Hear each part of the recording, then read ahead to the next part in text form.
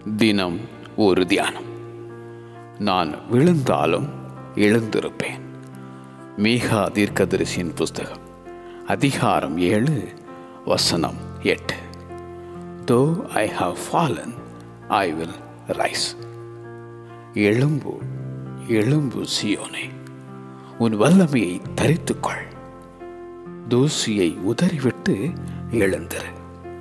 எழும்பி பிரகாசி, உன் ஒளி வந்தது என உரைக்கும் ஏசாயா தீர்க்கதரிசி.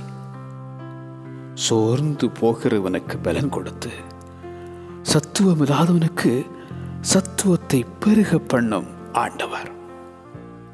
கர்த்தருக்கு காத்திருக்கிறவர்கள் புது பலன் அடைந்து கழுகுகளைப் போல செட்டைகளை அடித்து எழும்புவார்கள்.